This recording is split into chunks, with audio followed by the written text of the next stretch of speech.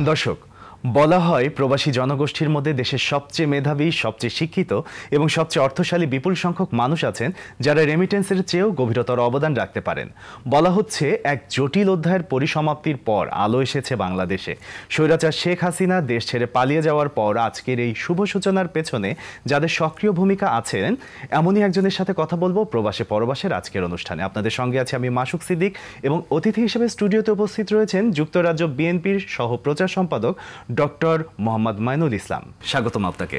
আপনাকেও স্বাগতম এবং আরটিভি আমাকে যে আমন্ত্রণ জানিয়েছে সেই জন্য আরটিভি কলাকৌশলী যারা দর্শক সবাইকে আমি স্বাগত জানাচ্ছি। খুব ভালো লাগছে আপনাকে পেয়ে এবং আপনার থেকে আপনার জীবনের বিভিন্ন অভিজ্ঞতা আমরা শুনবো। এবং একদম শুরুতেই যদি বলি, আপনার যে পরিচয় আমরা দিয়েছি তার বাইরেও আপনার পরিচয় আছে। আপনি একাধারে একজন কবি এবং আপনি আবৃত্তিকার।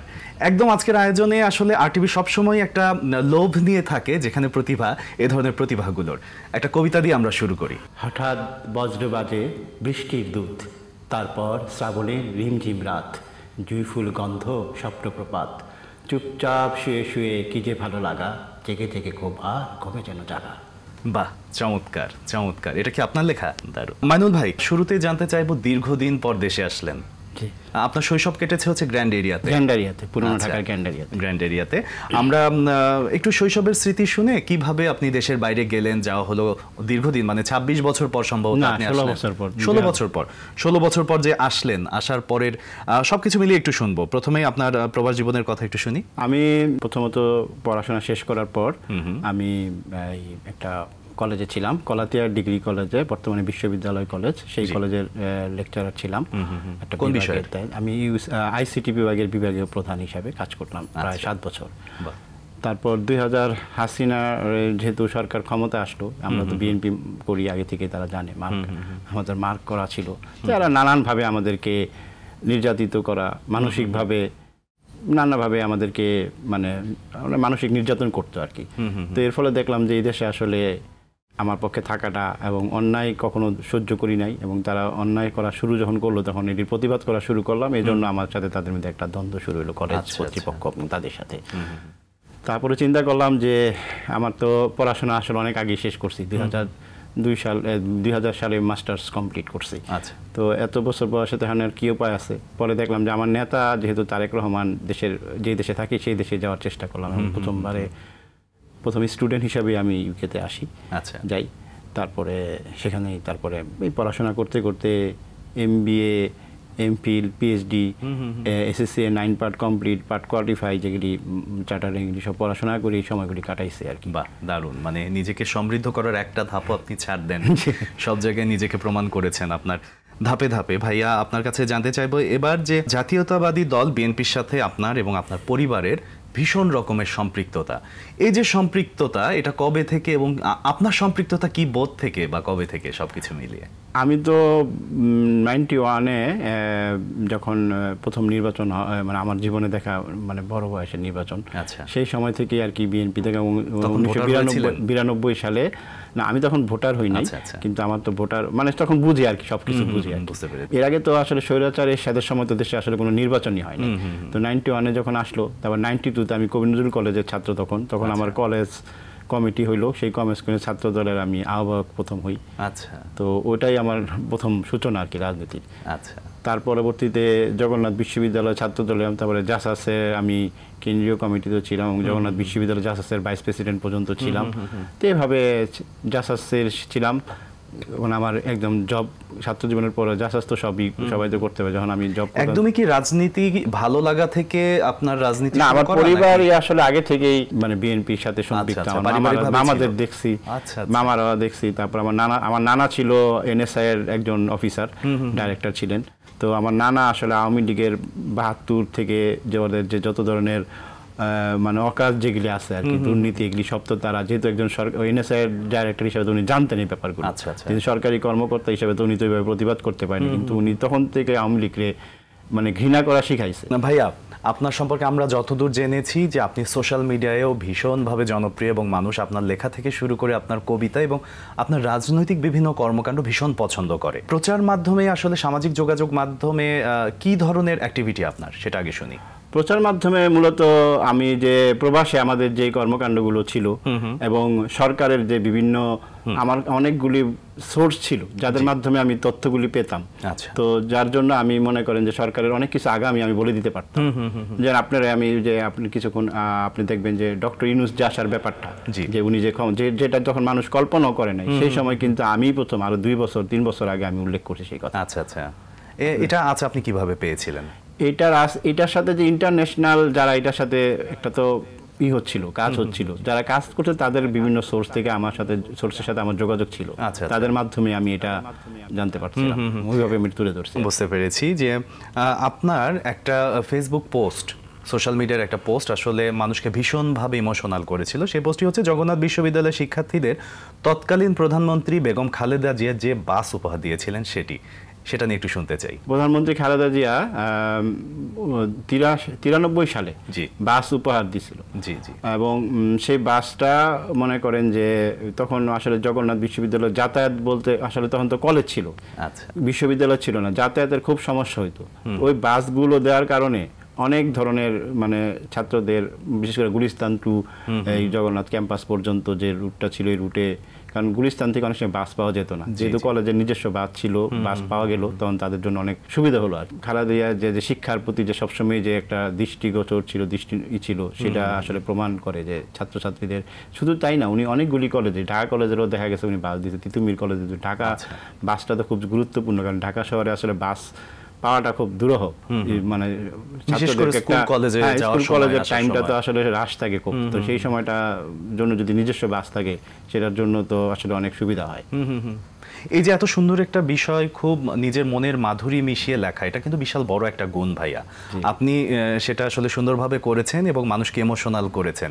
যখন দেখলেন যে আপনার লেখা মানুষ পছন্দ করছে, নিজের ভেতরের যে বোধটা, যে আমার অনুভূতিটাই সবার সাথে রিলেট করছে, এটা কেমন লাগছিল? সত্যি কথা বলতে কি, আমার ফেসবুকের আইডিগুলো, আমার 11টা আইডি করতে হয়েছে আমার, কয়েকদিন পরই ফেসবুক আইডি খালি ডিসেবল করে দিত। আর ওই আওয়ামী লীগ সরকারের কিছু ছিল, রিপোর্ট করতো তারা বিভিন্নভাবে, হোয়াটসঅ্যাপ গ্রুপ ছিল, আর আমার আইডি লিঙ্ক দেওয়া এই রিপোর্ট করতো, আর উল্টাপাল্টা কমেন্টস করতো। ওদের আমি বললাম কমেন্ট লিখ, শুনতাম যে 50 টাকা করে নাকি একটা কমেন্ট জন্য পায় আর কি তারা। তো এইভাবে তারা উল্টাপাল্টা মানে মুহূর্তের মধ্যে শত শত কমেন্ট চলে আসতো, মানে বোঝা যেত যে এটা কোনো একটা মানে এআই দিয়া তৈরি বা একটা কিছু, এই ধরনের একটা কিছু, এত দ্রুত। তো এই একই ভাষা, একই ধরনের গালিগালাজ যত ধরনের আছে তারা করতো।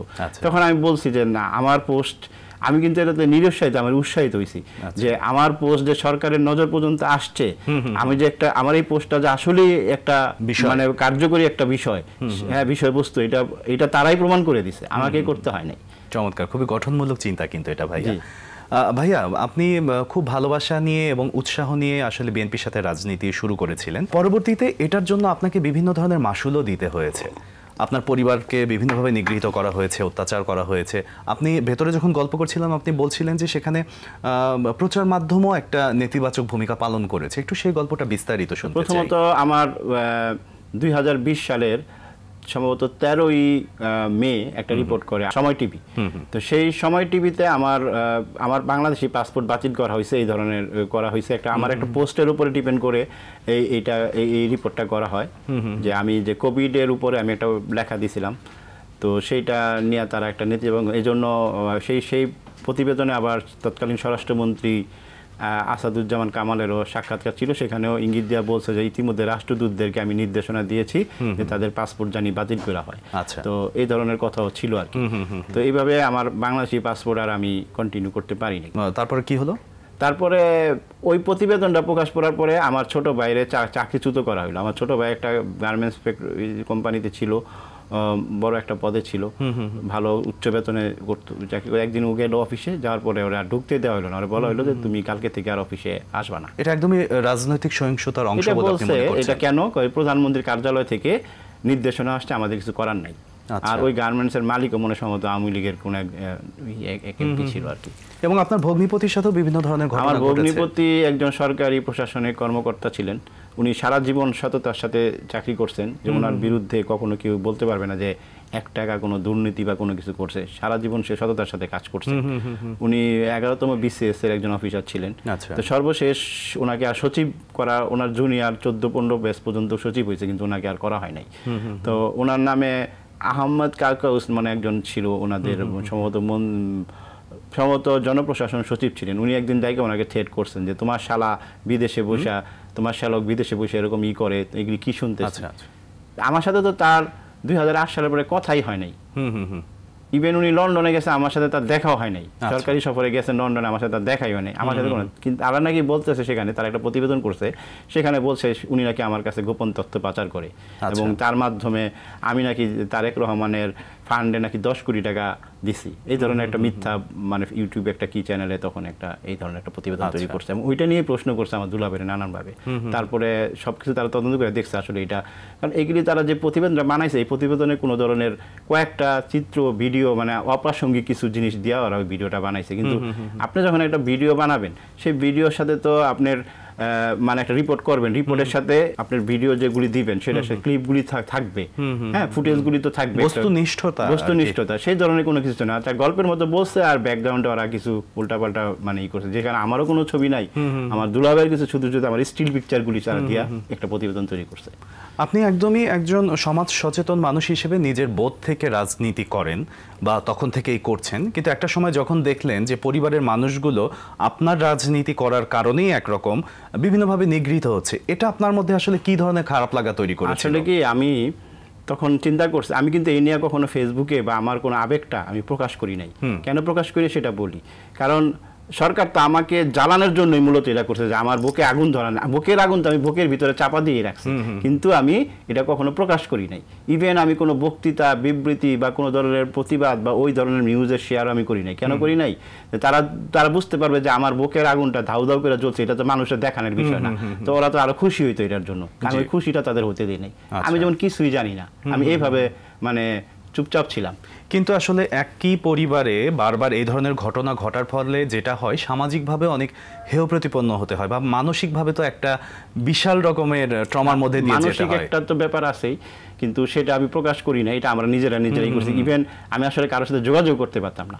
আমার টেলিফোন কার সাথে, আমার গ্রামের বাড়িতে প্রতিদিন 2-3 জন সরকারের গোয়েন্দা বাহিনীর লোকজন থাকতো, তারা আমার গ্রামের আত্মীয় স্বজন বা গ্রামবাসী তাদেরকে চেক করতো, তাদের মোবাইলে আমি আমার সাথে কোনো নাম আছে না, আমার 2টা গ্রামের বাড়ি, আবার উত্তরে আমার বাড়ি, সেখানে যা সবসময় তারা নজরদারিতে রাখতো।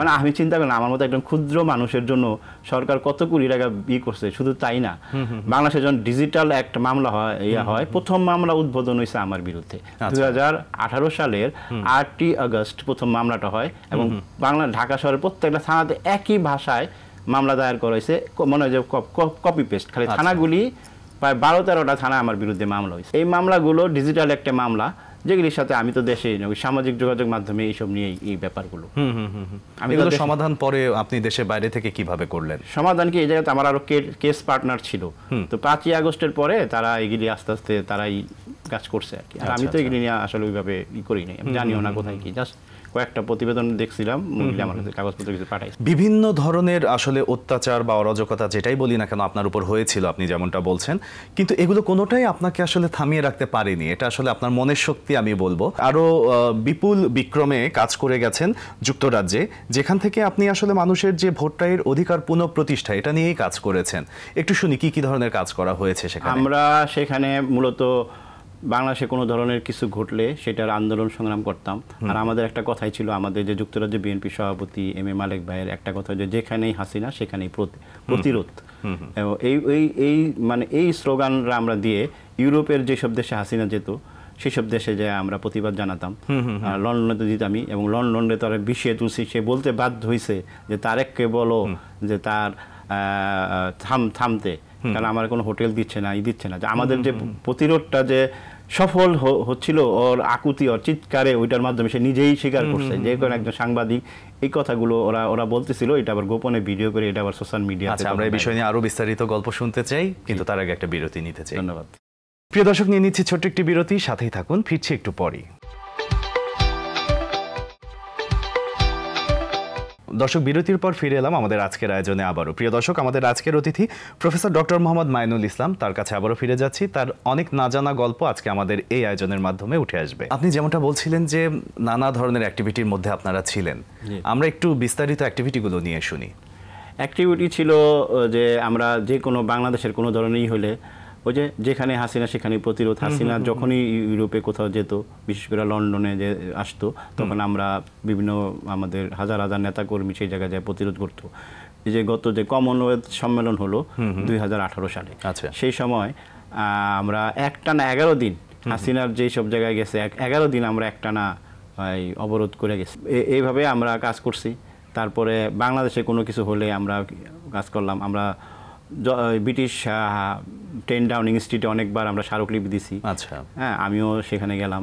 ব্রিটিশ প্রাইম মিনিস্টার যখন তেরেসা মে ছিল তখন 2018 সালে আমরা ওখানে গেলাম। তারপরে পার্লামেন্টের সামনে আমরা প্রতি সপ্তাহে, ম্যাডাম যখন অ্যারেস্ট হয়, প্রতি সপ্তাহে আমরা পার্লামেন্টের বাইরে আমরা প্রতিবাদ করতাম পার্লামেন্ট স্কোয়ারে। তারপরে পার্লামেন্টের ভেতরে আমরা অনেক কাজ করছি। পার্লামেন্টের ব্রিটিশ এমপি লর্ডদের সাথে হাউস অফ, আপনি জানেন যে ব্রিটিশ পার্লামেন্টের দুইটা পার্ট, একটা হচ্ছে house of Lord, house of Commons. তো দুই জায়গায় আমরা বিভিন্ন ব্রিটিশ এমপিদেরকে নিমন্ত্রণ করতাম, বিভিন্ন ব্যানার, যেহেতু এই জায়গায় রাজনৈতিক দলের ব্যানারে সম্পৃক্ত সুযোগ ছিল না, সেহেতু আমরা বিভিন্ন মানবাধিকার অর্গানাইজেশনের ব্যানারে আমরা ওখানে আমাদের এই প্রতিবাদগুলি জানা। দেশে থেকে যেরকম দেশের জন্য কাজ করা অনেক বেশি সহজ, দেশের বাইরে গিয়ে কিন্তু এত সহজ হয় না, কারণ দূর থেকে দেশের মানুষের জন্য কাজ করাটা একটু কঠিন হয়। কিন্তু সেই কঠিন কাজটাও আসলে আপনারা মনের আন্তরিকতার কারণে সহজ করে নিয়েছেন, আপন করে নিয়েছেন।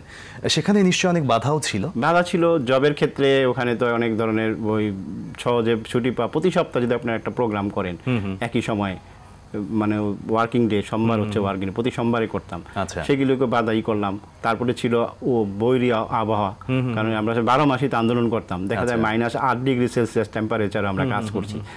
যেদিন ম্যাডামকে অ্যারেস্ট করা, জেলে নেওয়া হয় 8ই ফেব্রুয়ারি 2018, সেদিন আমরা ভোর 4টা বাজে, যেহেতু বাংলাদেশে তখন 5 ঘন্টা ডিফারেন্স, তখন আমরা ভোর 4টা থেকে ওই যে 9টা বাজে কোর্ট খুলবো, 4টা বাজে আমরা ব্রিটিশ প্রধানমন্ত্রীর বাসভবনের সামনে অন্ধকারের মধ্যে, তখন ভোর রাত, আমরা অন্ধকার, তখন ছিল -8 ডিগ্রি সেলসিয়াস টেম্পারেচার। আমরা যারা মোবাইলে ভিডিওতে লাইভ দিচ্ছি, মানে মোবাইলে হাতে মনে করেন হাতের হ্যান্ড গ্লাভস পরেও আমরা করতে পারতেছিলাম না, এত ঠান্ডা ছিল। তারপর আমরা কাজ করে গেছি।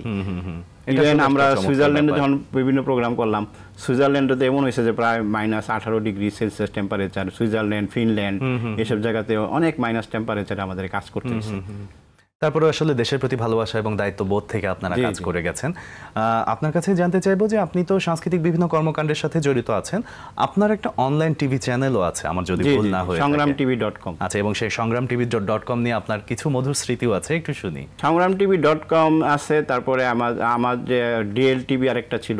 তো আমার সবচেয়ে আনন্দ ঘন একটা মধুর স্মৃতি হচ্ছে 2019 সালের 19শে জানুয়ারি, যেদিন জিয়াউর রহমানের জন্মদিন ছিল, সেদিন ওই ইস্ট লন্ডন এলাকায় আমার অফিসের পাশেই একটা জায়গায় একটা প্রোগ্রামে লিডার, আমাদের নেতা দেশনায়ক তারেক রহমান আসছিলেন। তো আমি যখন বললাম যে লিডার, আপনি যখন আসছেন আমার অফিসটা একটু ঘুরে যান, হ্যাঁ, তখন আমার অফিসটা উনি এসে উদ্বোধনের মতো একটা করে গেছেন। তো এটার জন্য আমি আসলেই তার প্রতি অনেক কৃতজ্ঞ যে এত বছর ধরে উনি লন্ডনে আছেন, কিন্তু কোনোদিন কোনো টিভি চ্যানেল অফিসে আজ পর্যন্ত জানায় 17 বছরের মধ্যে। কিন্তু আমি খুব সৌভাগ্যবান যে আমার অফিসে উনি। সত্যিকার অর্থেই তাই, যে মানুষটা কোথাওই যান না, তিনি আপনার কাছে এসেছেন, এটা অবশ্যই একটা বিশেষ ব্যাপার আমি বলবো। ভাই, আপনার কাছে জানতে চাইবো যে বাংলাদেশে যখন বাক স্বাধীনতা ছিল না, মানুষের রাজনীতি করার অধিকার ছিল না, সারা বিশ্বের মানুষের কাছে ফ্যাসিস্ট হাসিনার যে অপকর্মগুলো সেগুলো আপনি তুলে ধরেছেন, সেটা কি আপনার অনলাইন টিভির মাধ্যমে নাকি সামাজিক যোগাযোগের যে মিডিয়াম সেটার মাধ্যমে? আসলে একটা জিনিস কি, যে একটা মাধ্যমে তো আমার কথা প্রতিবাদ হলে হবে না, সেটা আমার অনলাইন টিভির মাধ্যমে করা হয়েছে। আমরা বিভিন্ন টিভি চ্যানেলে, এই যে এরকম আপনি যেমন আপনার সাক্ষাৎকার নিয়েছেন, আমরা এরকম বিভিন্ন টিভি চ্যানেলে যে টক শোর মাধ্যমে এগুলো কথা বলার চেষ্টা করছি, নিজে নিজে কিছু প্রতিবেদন তৈরি করছি, সরকারের বিভিন্ন কর্মকাণ্ড নিয়ে ভিডিও তৈরি করে এগুলি আবার অনলাইনে আমরা ব্যবহার করছি। এগুলি বিভিন্ন মাধ্যম আমরা ব্যবহার করছি, শুধু একক মাধ্যম না। আচ্ছা, মানে কথা হচ্ছে যে মানুষের কাছে যেন আমাদের কথাগুলি পৌঁছে যায়, সেজন্য আমরা ওইভাবে কাজ, সেটা যে মাধ্যমেই পৌঁছানোটা হচ্ছে মূল ছিল। আপনার কাছে এবারে জানতে চাইবো যে আপনি বিভিন্ন আলোচনায় বাংলাদেশের বিগত সময়ে দলীয়করণের কথা বলেছেন, গেল 1 বছর তো পার হয়ে গেল, এই 1 বছরে আপনি কি ধরনের পরিবর্তন লক্ষ্য করছেন? একটা জিনিস কি, যে স্বৈরাচার হাসিনা কিন্তু দেশ থেকে পালাইছে, তার মন্ত্রীরা পালাইছে, আচ্ছা, কিন্তু রাষ্ট্র যারা চালায় তারা হচ্ছে আমলা।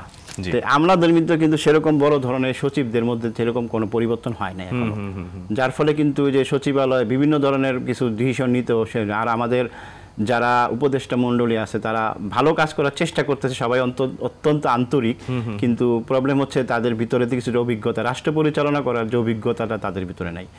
ইভেন শ্রদ্ধা রেখেই বলছি যে ডক্টর ইউনূস সর্বক্ষেত্রে উনি একজন সব দিক দিয়ে, কিন্তু রাষ্ট্র পরিচালনা এত রাষ্ট্র একটা বিশাল ব্যাপার, তো সেটারও একটা অভিজ্ঞতার প্রয়োজন আছে।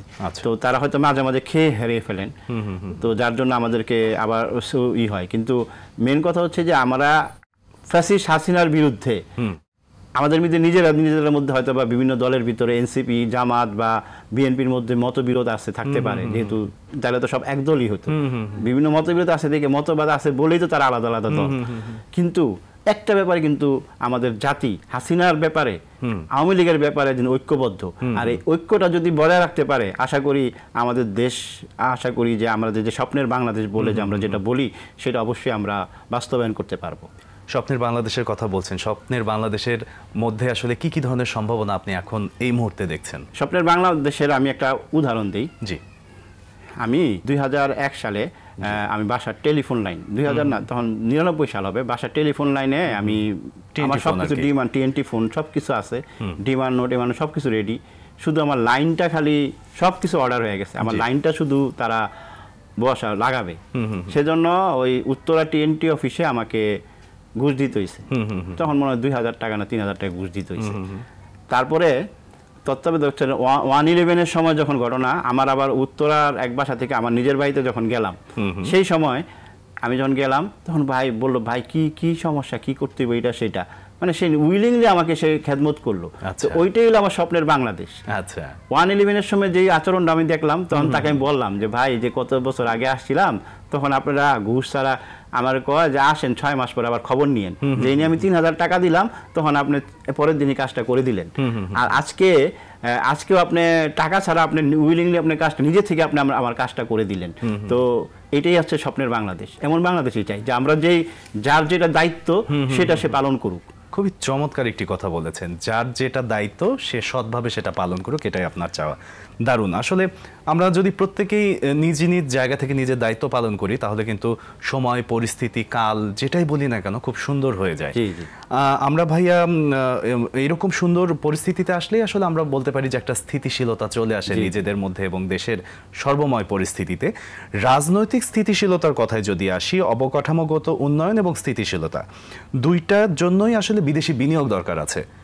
বাংলাদেশে আসলে রাজনৈতিক এখনকার প্রেক্ষাপটে বিনিয়োগগুলো কি অবস্থায় আছে বা কি অবস্থানে আপনি আশা করছেন, দুটোই জানতে চাই। আসলে কি আমাদের রাজনৈতিক সরকারের প্রতি যতটুকু আস্থা থাকে বিনিয়োগকারীদের, মানে এই ধরনের অস্থায়ী একটা ইনটার্ম গভর্নমেন্টের প্রতি তরকম আস্থা থাকে না। আপনি যতই ডক্টর ইউনূসের মতো লোকের হাত ধরে হোক বা হোক, আস্থাটা এতটা আসে না। কারণ কথা হচ্ছে যে আপনি আমার কাছ থেকে আপনার উপরে ভরসা করে আমি কাজ দিব, আপনি তো 2 দিন পরে থাকলে, আপনি তো অস্থায়ী, আপনি তো 6 মাস পরে চলে যাবেন, তো আমার কন্টিনিউটির এটার কি গ্যারান্টি আপনি দিতে পারবেন? আপনার নিজেরই তো ক্ষমতা থাকার গ্যারান্টি নাই। আর রাজনৈতিক সরকার যখন আসে, তারা একটা 5 বছরের একটা ম্যান্ডেট নিয়ে আসে, তো সবাই চেষ্টা করে ওইটার উপরে একটা আস্থা রাখে। তাহলে যাই হোক, স্বৈরাচার সরকার হোক আর যাই হোক, এটা কিন্তু রাখতে চেষ্টা করে। তো সেই প্রেক্ষিতে আমি বলবো যে এই ধরনের ইনটার্ম গভর্নমেন্ট আমার মনে হয় না যে বিনিয়োগে এতটা কোনো ধরনের বড় ধরনের কোনো বিনিয়োগ কেউ করতে সাহস পাচ্ছে। যে বিনিয়োগ একটা সম্মেলন হলো, সম্মেলনের মাধ্যমে বলা হয়েছিল অনেক টাকা আমাদের এখানে আসবে, কিন্তু আসলে কিন্তু এটা ছিল ফাঁকা বলি। সেটা যে ধরনের আপনার ঢাক ঢোক পিটিয়ে যে আয়োজন করা হয়েছিল, আপনি চিন্তা করেন আমরা কতটুকু সেটার সফলতা অর্জন করতে পারছি। এই ধরনের সরকারের প্রতি আস্থাটা আসলে বিদেশিদের থাকে না। রাজনৈতিক এই বিষয়টা তো গেলই, এটার পাশাপাশি আর কোন বিষয়ে তারা আগ্রহটা আসলে ওইভাবে প্রকাশ করতে পারছে না বলে আপনার মনে হয়? ব্যাপারটা হচ্ছে যে আমাদের একটা জিনিস বিনিয়োগ করতে গেলে আমাদের যে আমলাতান্ত্রিক যে জটিলতা আছে, আপনি মনে করেন যে পরিবেশের একটা ছাড়পত্র লাগে এটা কিছু করতে গেলে, তারপরে আপনার এই কেমিক্যাল যদি আপনার করা লাগে, তো কেমিক্যালগুলি কিভাবে এটাকে ডিসলভ করবে, তো সেটার জন্য বা ডিসপোজ করবে, এইটার জন্য তো একটা অনুমোদন লাগে, সেই ধরনের কিছু। তারপরে ওই যে কালো ধোঁয়া, কার্বন নির্গমন, এগুলির ব্যাপারগুলি, এগুলি এই যে আমলাতান্ত্রিক যে জটিলতা, এগুলি আসলে একটা প্যাকেজের মাধ্যমে যদি করতো, একই টেবিলের মধ্যে যদি সব শেষ হইতো, এতগুলি মন্ত্রণালয় না ঘুরে একটা মন্ত্রণালয়, তাহলে কিন্তু তারা স্বস্তি বোধ করতো। যে ওদেরকে প্রায়োরিটি দেওয়া হতো যে বিদেশি যারা বিনিয়োগ করবে তারা একটা প্যাকেজের মাধ্যমে যেই ধরনের ছাড়পত্রগুলি তার দরকার ওগুলো একটা প্যাকেজের মাধ্যমে করলে মনে করেন যে তাদের জন্য এত দৌড়াদৌড়ি করে না, এক ফাইল থেকে এক টেবিল থেকে যাওয়ার দরকার পড়ে না, তারা উৎসাহিত হতো এবং বিনিয়োগটা আমাদের আরো বৃদ্ধি পেত বলে। চমৎকার, খুব দারুণ করে বললেন। আপনি যেহেতু একজন সমাজ সচেতন মানুষ, বিজ্ঞ রাজনীতিবিদ, একই সাথে আমি খুব রুচি সম্পন্ন একজন মানুষই বলবো, আপনার কাছ থেকে জানতে চাইবো যদি একদমই দেশের কথা ভাবি, আমাদের দেশের আসলে কোন কোন খাতে বিনিয়োগ আসলে আমরা আশা করছি, যে কোন কোন খাতে বিনিয়োগ আসলে সেই খাতগুলোকে আমরা আরো সমৃদ্ধ করতে পারবো? হ্যাঁ, আমি আমার বড় ভাইয়ের কথাই ধরি। জি। তো উনি বর্তমানে অ্যাপেলে জব করতেছেন। হ্যাঁ, আপনার হাতে যেই এটা কিন্তু আমরা আমাদের দেশে তৈরি করতে পারি এই ধরনের ডিভাইস, এবং সে শুরুও করছিল। বাংলাদেশের প্রথম সেমিকন্ডাক্টর রিসার্চ এখানে কিছু বুয়েটের ছেলেদের নিয়ে তারা শুরুও করছিল। তো এই সেক্টরে কিন্তু বর্তমানে হচ্ছে যে তথ্য প্রযুক্তির যুগ, তাই না? এই তথ্য প্রযুক্তিতে কিন্তু ইন্ডিয়া কিন্তু এইটাকে বিনিয়োগ করে ওরা যে ব্যাঙ্গালোরে একটা আইসিটি করে ফেলছে। আমাদের দেশে এরকম আছে? নাই। এরকম খালি যেমন আমাদের দেখেন যে জুনায়েদ আহমেদ পলক একজন ল ব্যাকগ্রাউন্ড, তা মনে হয় কোন ধানমন্ডি ল কলেজ না কোথা থেকে সে পাস করছে, এমন কোনো ভালো কোনো ছাত্র না। আইসিটি হচ্ছে একটা বিশাল একটা ব্যাপার। মোস্তফা জব্বার যে কিনা বাংলা এম এ পাস করে, তার মতো একটা লোকরে দিছে এই ব্যাপারগুলি দেখতে। আমাদের তো আইসিটি স্পেশালিস্ট আমাদের কাছে নাই, তারা চলে গেছে। জি। আমার বড় ভাইকে ডক্টর ইউনূসের সাথে তার একটা ভালো একটা সম্পর্ক, তার মেয়ে যে মনিকা ইউনূসের সাথে আমার বড় ভাইয়ের একটা ভালো একটা সম্পর্ক, পারিবারিক একটা সম্পর্ক। আচ্ছা। তো আমার বড় ভাইকে যখন ডক্টর ইউনূস বলছে যে তুমি আইসিটি মন্ত্রণালয়ের দায়িত্ব নাও, আমার বড় ভাই রাজি না। আমি অ্যাপেলের মতো একটা কোম্পানির একটা প্রজেক্টের আমি হেড, আমি ছুঁয়ে আমি কেন আসবো, রেখে আমি কেন আসবো 6 মাসের লেগা 7 মাসের লেগা, আগ্রহী না। আচ্ছা। এই যে এরকম মেধাবী লোকগুলো যারা আমাদের দেশের সন্তান, তারা বিভিন্ন, আমি আমার পরিবারের লোক দিয়ে উদাহরণ দিচ্ছি, আমি বাইরের লোক দিচ্ছি না। হ্যাঁ, এই ধরনের মেধাবী লোকদেরকে আমরা হারাচ্ছি। আমাদের দেশে তো আছে মেধা, সত্যি তাই, মেধা আমরা ধরে রাখার জন্য কি করতে পারি আশেপাশে?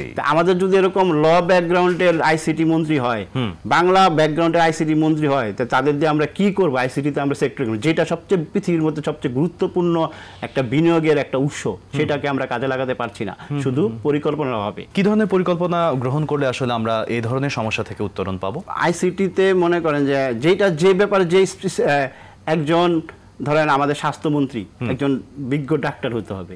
হ্যাঁ, একজন, যেমন আমাদের আইন মন্ত্রণালয়গুলি কিন্তু ঠিকই আইনজীবী বা ব্যারিস্টার দিয়ে আমরা চালাইছি, সব সরকার এটা করে। তো কিন্তু দেখেন ডক্টর সেলিম, শেখ হাসিনার ফুফাতো ভাই সেলিম বাংলাদেশের স্বাস্থ্যমন্ত্রী, সে কি ডাক্তার? এর মতো লোকরে বানাইছে স্বাস্থ্যমন্ত্রী, নাসিমরে বানাইছে স্বাস্থ্যমন্ত্রী। এগুলি দিয়ে তো হবে না।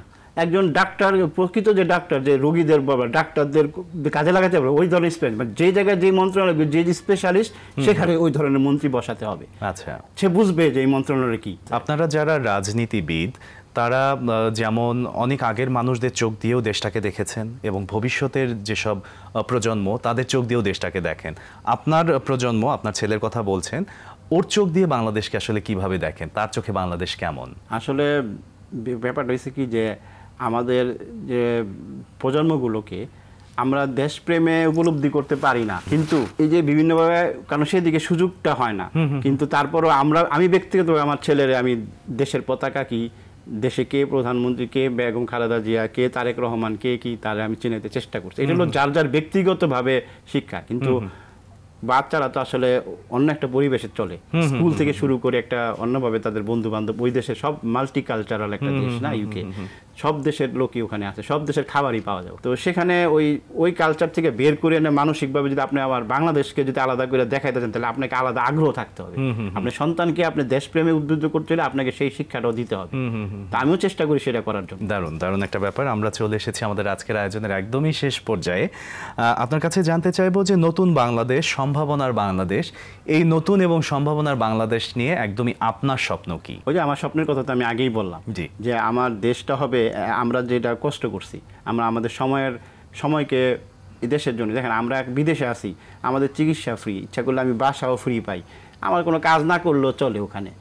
হ্যাঁ, তারপরে আমরা দেশ নিয়ে চিন্তা করার দরকার নেই, ভাই দেশ ফালাই থুয়েছি, দেশে নেই। তারপরে তো এই যে সময়গুলি যে দিচ্ছি এত ব্যস্ততার মাঝে যে বুঝে ঠান্ডা ওয়েদার কোনো কিছু আমরা চিন্তা করি নাই, কষ্ট করছি শুধু দেশের মানুষের ভালো থাকার জন্য। আমরা ভালো আছি, এমন না যে বাংলাদেশ থেকে আমাদের টাকা পাঠাইতে হইব এই জন্য আমাদের আন্দোলন করে টাকা আনাইতে হইব, এই ধরনের কিছু না, একদমই না। আমরা উল্টা এখানে আরো রেমিটেন্স পাঠাইছি দেশের মানুষকে ভালো থাকার জন্য।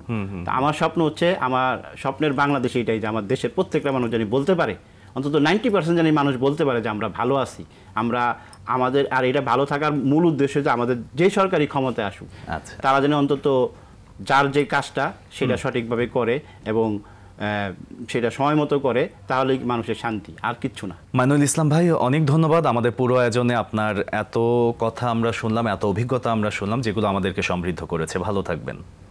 ধন্যবাদ RTV-কে এবং আপনাদের যত কলাকুশলী আছে সবাইকে। অনেক কষ্ট করে আমাকেও আমার কথাগুলো শুনেছেন এবং আমাদের RTVর দর্শক যারা আছেন তাদের সবাইকে ধন্যবাদ।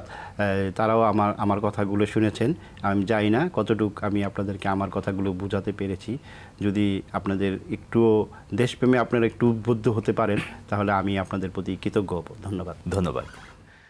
দর্শক, বাংলাদেশের ইতিহাসের এক নতুন ভোরে যারা দূর দেশ থেকেও দেশের অধিকার এবং গণতন্ত্রের পক্ষে নিরন্তর লড়াই করে গেছেন, ডক্টর মাইনুল ইসলাম তাদেরই একজন। তার অভিজ্ঞতা, প্রতিশ্রুতি এবং স্বপ্ন আমাদের জন্য অনুপ্রেরণার। তিনি দেখিয়েছেন প্রবাসী ও দেশপ্রেম কিভাবে কার্যকর হয়। এমন মানুষের কথায় ভবিষ্যতের পথ চলার দিশা মেলে। শুভ হোক নতুন যাত্রার সেই প্রত্যাশায় শেষ করছি আমাদের আজকের আয়োজন। এতক্ষণ আমাদের সাথে থাকার জন্য অসংখ্য ধন্যবাদ।